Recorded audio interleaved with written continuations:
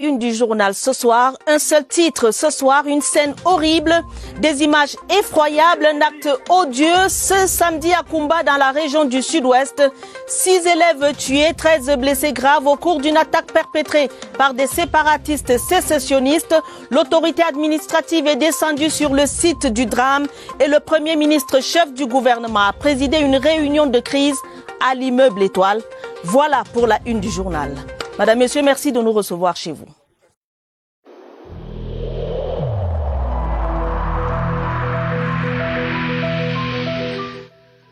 Le port du masque dans l'espace public restera obligatoire jusqu'à nouvel ordre.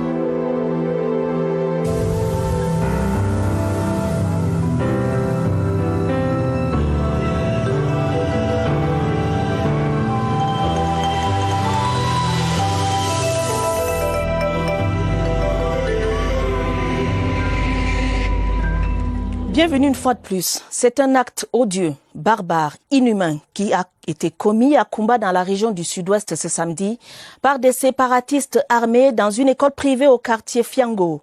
Des enfants, des innocents ont été massacrés. Un crime crapuleux qui suscite l'indignation générale. Le préfet de la Mémé, Chamberlain Toundong, rassure de ce que les auteurs de cette horreur seront rattrapés par tous les moyens. Nous tentons de joindre le préfet de la Mémé à Koumba. Monsieur Chamberlain Toundong est en ligne, en direct. Monsieur le préfet, bonsoir. Qu'est-ce qui s'est exactement passé? Qu'est-ce qui s'est exactement passé à Koumba, monsieur le préfet? Aujourd'hui, le Koumba a été sérieusement frappé dans les encablures de 11 heures par une attaque sécessionniste à l'école Moda Francisca College de Fiango dans l'arrondissement de Koumba 2. Où les sécessionnistes à bord des motos, armés de fusils de guerre et de fabrication artisanale, ont ouvert le feu sur les pauvres enfants qui étaient là pour étudier et suivre leur cours normalement. À l'heure actuelle, les populations de Koumba qui sont sérieusement affectées par ce drame continuent à crier, à pleurer. Et nous sommes là pour essayer de les réconforter et trouver des mesures adéquates pour mettre un terme à ce genre d'agissement à Koumba. Monsieur le préfet, c'est le Cameroun tout entier qui est affecté par ce drame. Quel est le bilan actualisé en ce moment-ci? Le bilan actualisé en ce moment fait état de 6 élèves tués, dont les corps ont été admis à la morgue de l'hôpital de district de Koumba, et 14 autres blessés, dont 13 grièvement blessés. Donc nous ne savons pas, ce bilan peut s'alourdir du jour au lendemain, mais nous avons pour un départ déjà on a fait évacuer quelques-uns de ces élèves dans les structures hospitalières beaucoup plus adaptées, c'est-à-dire à Boyaï et à Limbe. Et les autres qui étaient moins affectés sont en train de suivre leurs soins ici dans les différentes structures sanitaires de la ville de Koumba. Monsieur Chamberlain Toundong, vous avez annoncé que tout sera mis en œuvre pour rattraper les auteurs de ce crime crapuleux. Quelles mesures ont été prises?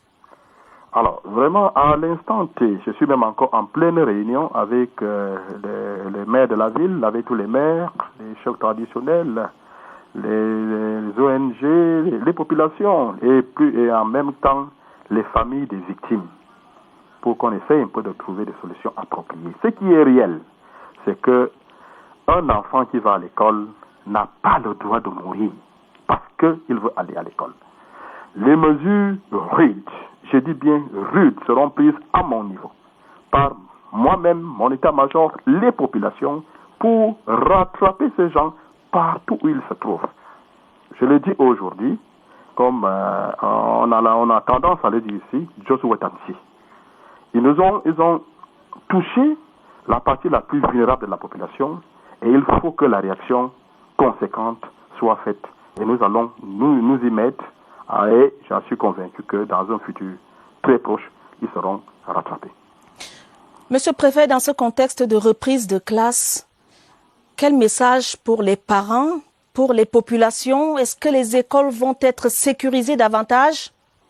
Alors, les écoles seront davantage utilisées dans les départements de la Mémé. C'est juste, comme je peux dire, une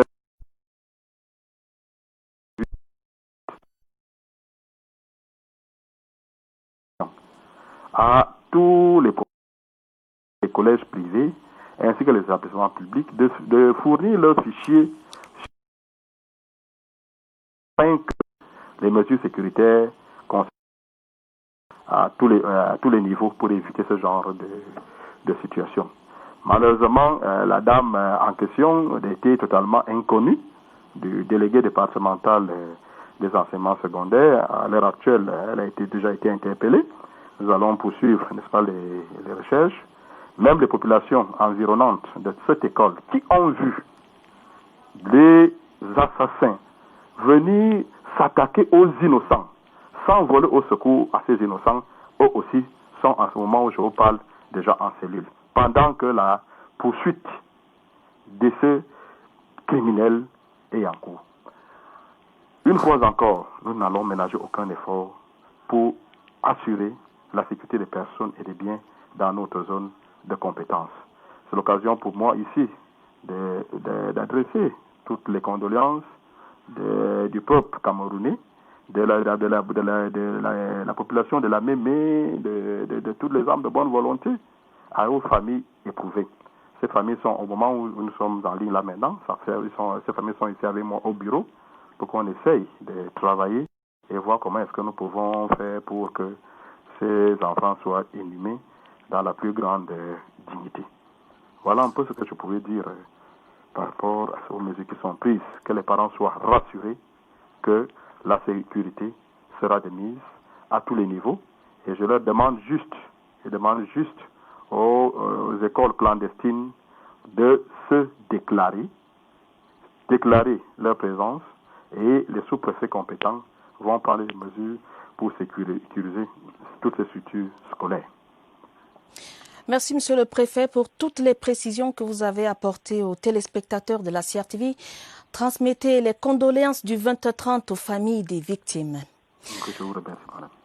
Une délégation, dans la suite du journal, une délégation interministérielle descendra à Kumba, dans le sud-ouest, sur hautes instructions du chef de l'État Paul Biya.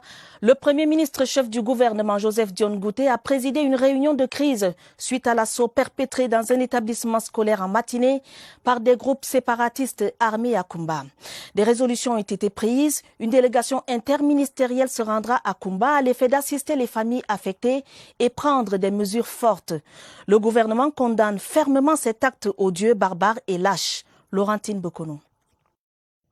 Une mission interministérielle se rend sans délai à Kumba dans la région du sud-ouest pour évaluer la situation sur le terrain, apporter le réconfort du chef de l'État et du gouvernement aux populations affectées et réaffirmer la détermination de la République à garantir la sécurité des personnes et des biens pour sauver l'école et garantir une année scolaire sereine. Plus d'1 million d'élèves ont pris le chemin de l'école dans les régions du nord-ouest et du sud-ouest depuis la dernière rentrée scolaire, selon des informations puisées à bonne source. C'est pour rompre cette dynamique de normalisation de la vie sociale que des groupes séparatistes ont décidé de s'en prendre aux enfants innocents et à des personnes non armées, analyse le chef du gouvernement qui condamne avec fermeté la lâcheté et la barbarie des assaillants. Sous la conduite du ministre de l'administration territoriale, Paul Atangandji, une mission d'urgence va se rendre sur le lieu du crime. Objectif, témoigner aux populations endeuillées la compassion du chef de l'État et la compassion du gouvernement, réconforter les victimes et leur apporter l'appui nécessaire, rassurer les populations en général et les parents d'élèves en particulier de la détermination du gouvernement à œuvrer sans relâche ni faiblesse au bon déroulement de l'année scolaire en cours. Le ministre délégué auprès de la présidence de la République chargé de la défense est sollicité pour diligenter une enquête sur les circonstances exactes de cette attaque et rechercher activement les auteurs afin qu'ils répondent de leurs actes devant la justice. Le gouvernement camerounais est mobilisé et déterminé à faire la lumière sur cette dérive de trop. Ce crime odieux qui rappelle l'horrible meurtre de Comfort Toumassan en août dernier à Mouyouka, toujours dans le sud-ouest. Le ministre de la Communication, porte-parole du gouvernement, René Emmanuel Sadi, donne un point de presse tout à l'heure. Retrouvons Augustin Guizana en direct du ministère de la Communication. Bonsoir Augustin. À l'heure qu'il est, peut-on déjà avoir une idée de la position du gouvernement sur cet acte ?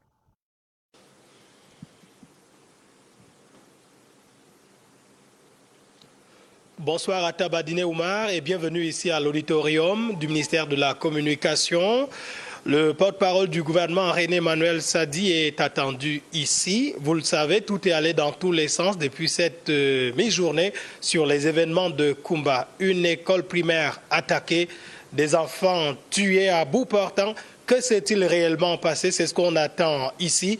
Vous le voyez en image, la presse nationale et internationale est mobilisée pour la cause. Et c'est donc dire que c'est suffisamment grave pour que le gouvernement puisse prendre position. C'est ce qu'on attend ici à l'auditorium du ministère de la Communication, ici à Yaoundé, d'où je signe Augustin Guizana pour le 20h30. Merci Augustin. Des enfants innocents ont donc été massacrés alors qu'ils étaient à la quête du savoir.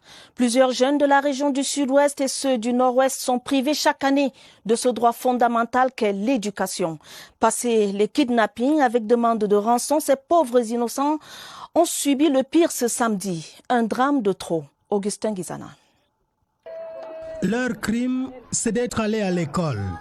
L'école primaire Moda Francisca International Bilingual Academy au quartier Fiango à Koumba, région du sud-ouest. Des enfants d'une école primaire sont âgés tous de moins de 12 ans. Ils aspiraient à un droit fondamental. L'éducation, prise en otage depuis 4 ans par des bandes armées terroristes, se réclamant des séparatistes. Si ce ne sont pas des kidnappings avec demande de rançon, ce sont des intimidations à travers des coups de feu autour des établissements scolaires. Dans la Mémé, région du sud-ouest ou comme dans le nord-ouest, des milliers d'enfants ont abandonné l'école. Conséquence, des grossesses non désirées, des chairs à canon formées. Aujourd'hui, le Rubicon est franchi avec une fusillade d'une salle de classe. Des enfants en sont morts. Tous les qualificatifs ne suffiraient pas pour décrire un tel acte. Une barbarie inacceptable, inadmissible. Un acte lâche, barbare qui vise à briser l'enthousiasme et la mobilisation de la communauté éducative observée depuis le début de l'année académique. Que non, Une barbarie inacceptable. L'éducation est un droit fondamental pour les enfants et nul ne peut les en priver. C'est la trame d'une réunion tenue à Mouyouka dans le département du Fako qui rassemblait les principaux maillons de la chaîne éducative autour de l'autorité administrative cette fin de semaine. Le maire de Mouyouka a souhaité et appelé de tous ses voeux la sécurité autour des écoles. Gilles-Claude Mbongetundi de CRTV Sud-Ouest. C'est un retour à l'école appelé de tous les vœux. Je suis très content que vraiment Dieu a compris mes problèmes. C'est la sécurité.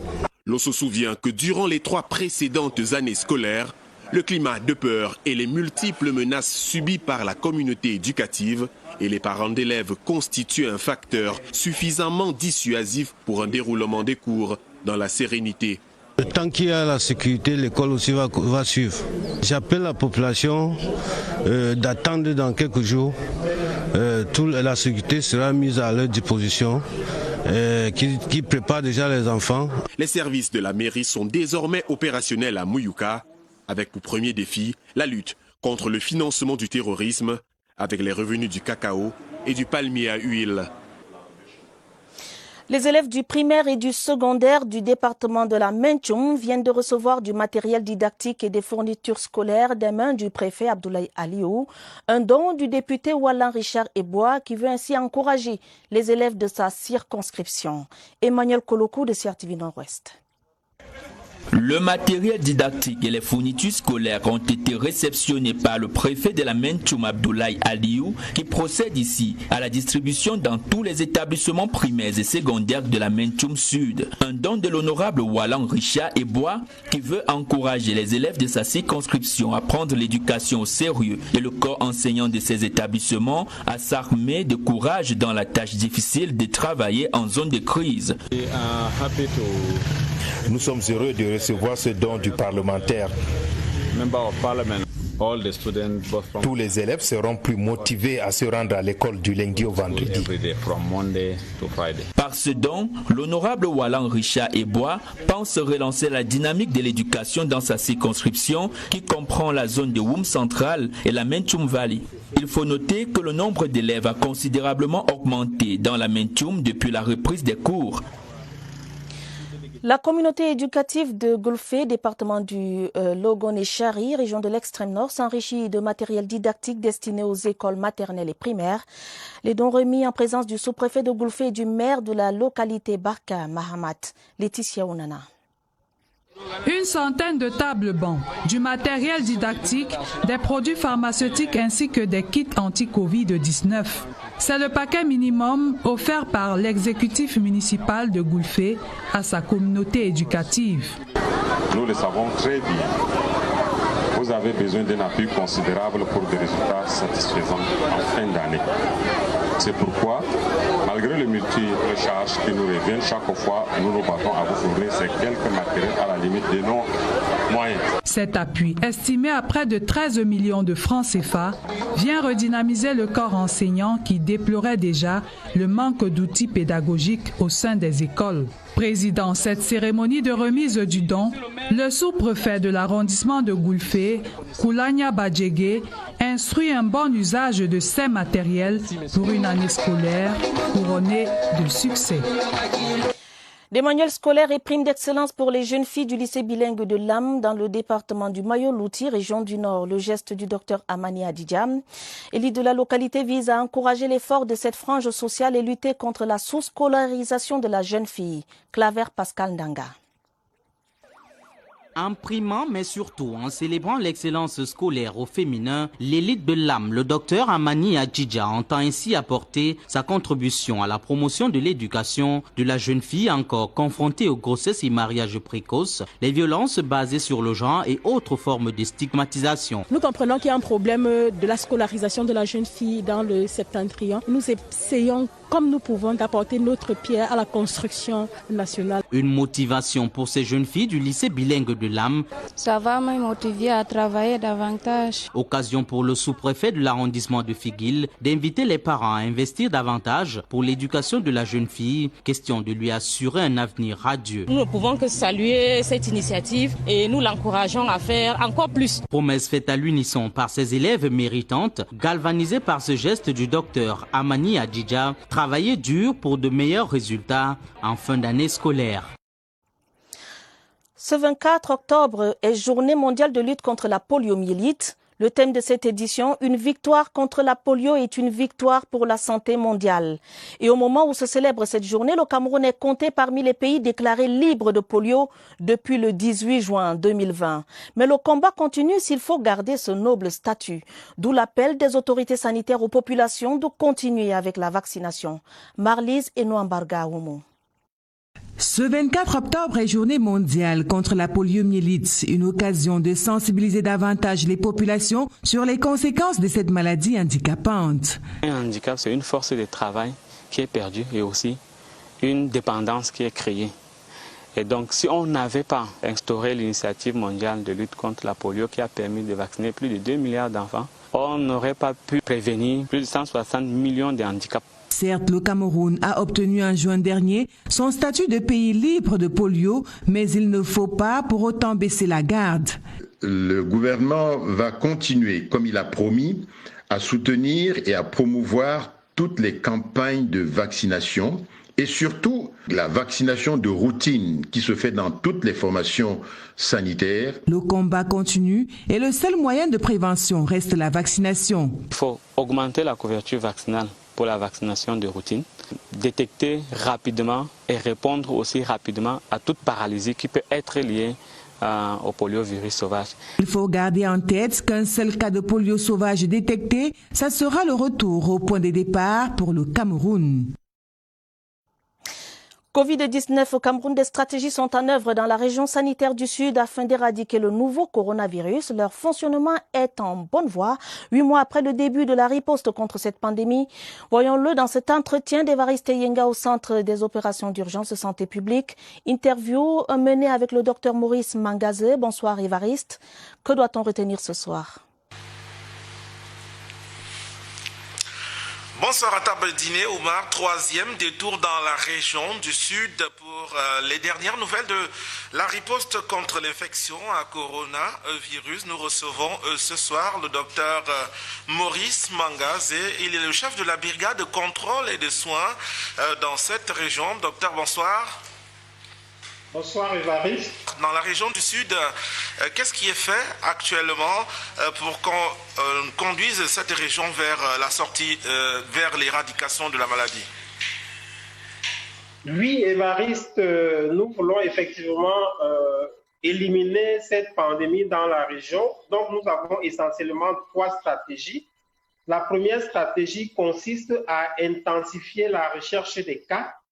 Alors, pour cela, nous faisons des dépistages massifs à l'aide des tests diagnostiques rapides.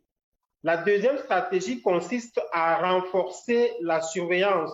Donc, nous avons effectivement renforcé la surveillance au niveau communautaire en utilisant des agents de santé communautaires formés qui nous permettent donc de capter toutes les alertes de la communauté et les transmettre au système de santé de façon que nous puissions investiguer très rapidement toutes ces alertes.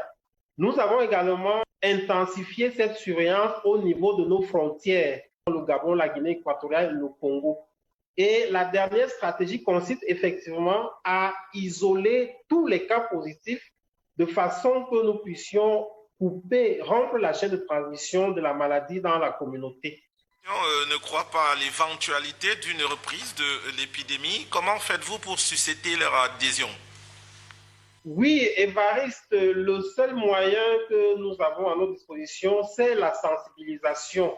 Nous avons continué à faire de la sensibilisation interpersonnelle avec les agents de santé communautaire dans les communautés. Ces agents de santé communautaire font donc une communication interpersonnelle dans les ménages pour sensibiliser les populations à respecter les mesures barrières. Nous continuons également à faire la sensibilisation de masse. Nous avons d'ailleurs établi un chronogramme de passage à la CRTV, à la radio, où nous, les experts, passent chaque semaine sensibiliser les populations au respect des mesures barrières.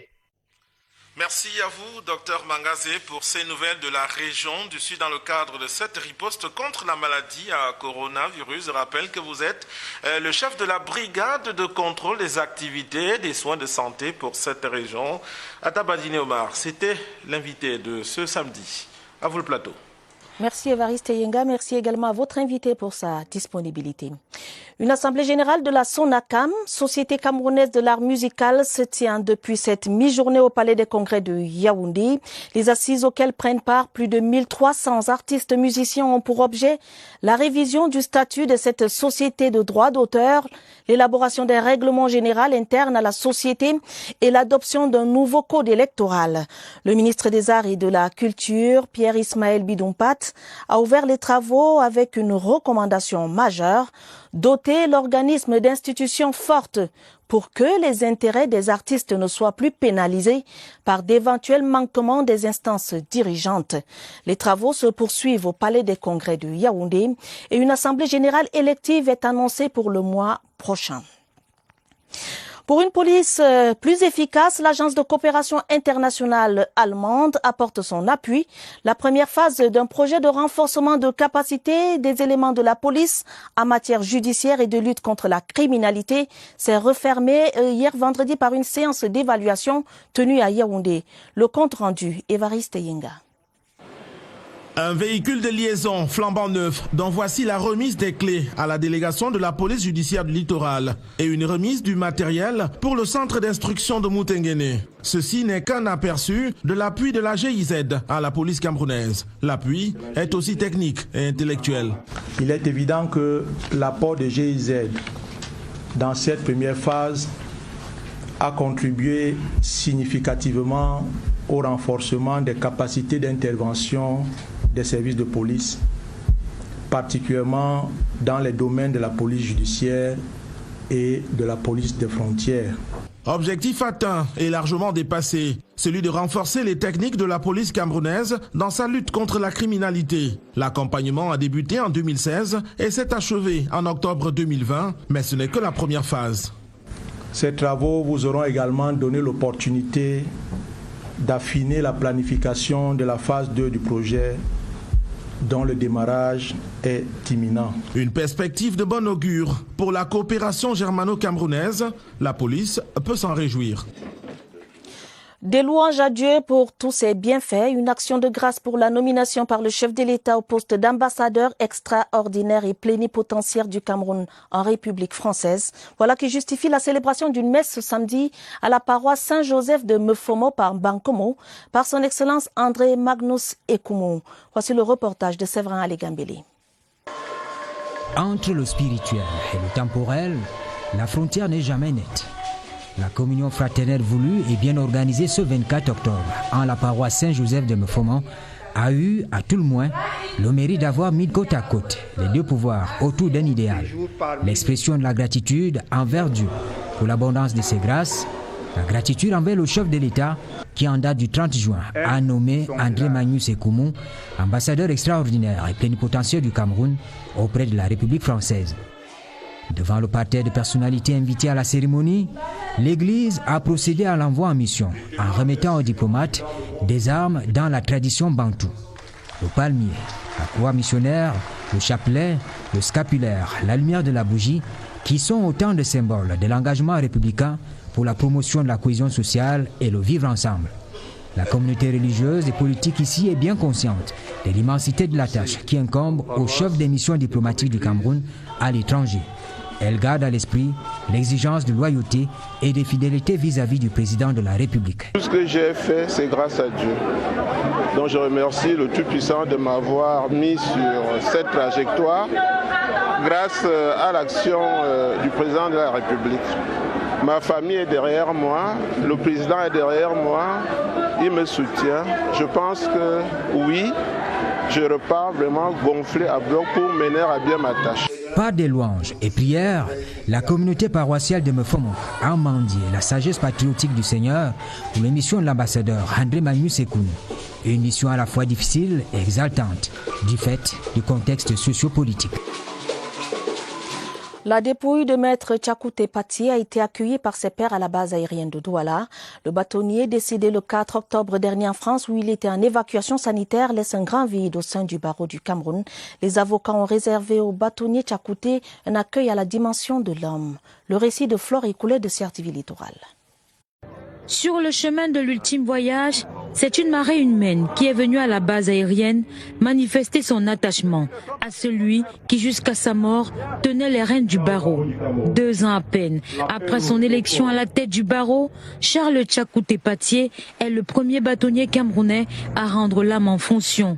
Il inspirait les jeunes parce qu'il avait toutes les valeurs qui conviennent pour un avocat. C'est un homme qui a laissé des traces sur son passage. Nous avons perdu un rassembleur, un monsieur extrêmement dynamique, respectueux, humble, travailleur, professionnel. Après l'homélie, le cortège funèbre s'est ébranlé vers l'hôpital de la garnison militaire où une escorte de robe noire l'a accompagné.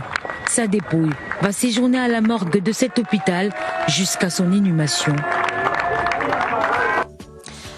À retenir du journal qui...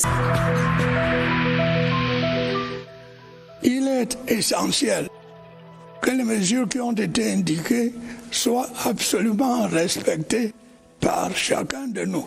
Lavez-vous régulièrement les mains à l'eau et au savon ou à l'aide d'un gel hydroalcoolique. Restez à au moins 1 mètre de distance des autres personnes, surtout si elles toussent, éternuent ou ont de la fièvre. Si vous avez de la fièvre, de la toux ou des difficultés à respirer, consultez un médecin.